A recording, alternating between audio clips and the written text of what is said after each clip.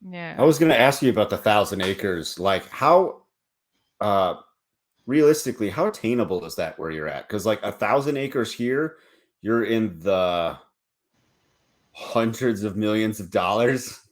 Yeah.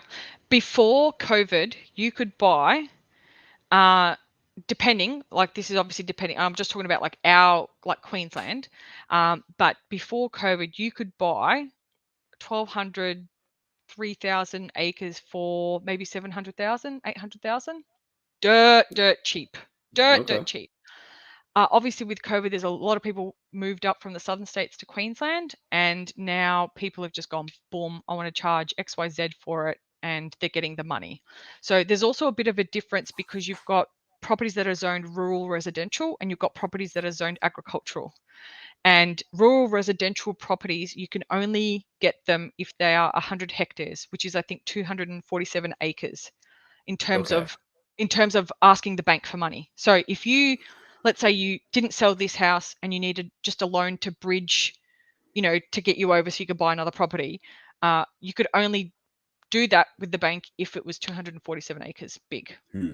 And that was the only way you could do that. If it's any bigger, you can't do it. If it's an agricultural zone property, you can't apply for a loan from the bank unless you can prove 7 to 10 years of actually working that land in a commercial agricultural capacity. They just won't sell it Huh. to you. So the way that around that is generally cash. If you've got cash money, you can buy, whether it's doesn't matter the zoning, if you've got cash money.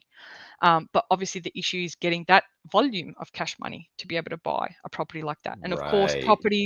properties that have been used for grazing or finishing cattle or finishing sheep, or growing hay, like lucerne or roads or whatever, they're going to have irrigation. They're going to have all the infrastructure, all the gates, all the outbuildings, the machinery, and they'll cost more than something that's, let's say, a little bit drier or doesn't get a lot of rain and that kind of thing. And rain over here is you need rain, you need water.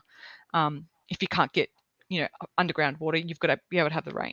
So that those properties might be cheaper in the scheme of things, but if you Right. can't use it and then can't sell it on later on, then you're stuck with this huge chunk of land that you can't do anything with. So yeah, so that's a few of the issues that are coming up, and that's potentially why it's also taken us so long to try and find something, because we want the land to be viable enough for us to be self-sufficient and potentially sell, any extra meat that we have, sell it on, but it's not necessarily going to be a commercial enterprise where we need to be able to, you know, have 50 head of cattle and produce X amount of meat or whatever it might be.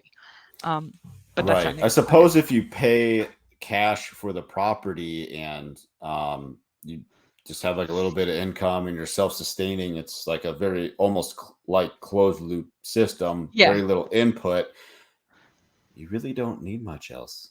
No, no. And the thing is, I think that once it peters out, like once it sort of levels itself out, once you've been there, like let's say 6 months or 12 months, and you finally got your herd of cattle going and your pigs going and whatever, and you've sold a little bit on and you've kept a little bit of meat for yourself, and so you've made a little bit of money. Okay, you're going to invest it in the next, lot or whatever it might be. Once a cycle or two has gone through, then you end up being that you don't need a lot of that money, but you still have to go through that cycle, right? Like you still have to go through that process. Right. Um, but yeah, so that's our next plan. Actually, our next plans are to find that big block of land and then move out there. You And got we a do. timeline, like 2 years, 3 years? We wanted to do it within the next 6 months, but we don't know how feasible that is because it's kind of dependent on selling an investment that we have, and if Is that that your investment beach sells. house? That's the beach house. So if the beach house sells, then we can start looking. Um, but if it Nice. doesn't sell, then we have to wait a little bit longer. But Sure. yeah, So you would yeah, keep the current place and sell the beach house, or you'd sell both to get we'd the sell big both. property? Yeah, we'd sell both because we can get quite a lot for this property. Hmm. Selling the beach house would clear. We don't have a big loan on this property, but it would clear that loan, and then we would have the full value of cash from this property. Our other Sure. homestead, that's 20 minutes away, we could live in that temporarily. So You even if have we another one? Yeah. Oh, So wow. even if we sold this one that we're in at the moment and the buyer said, "Yeah, I want to move in 30 days," that would be fine. We could move to our other homestead until such time as we were ready to to go onto that big farm, like the big property. But it would be a matter of, sort of each of those steps has to hit a certain point for us to be able to do that. So Sure. I think we're in a pretty good situation. Like, it's an unusual situation because not a lot of people are in our situation, that you've got that freedom to be like, okay, I'm going to move from this place to this place or whatever it might be. But we do have that up our sleeve in terms of planning and getting ourselves eventually on there as well, onto the next property. And we would like to have that like completely paid out, and either build a barndominium or do something out there that we've got a little bit more control over how, like, the layout of it Right. and that kind of thing. Yeah.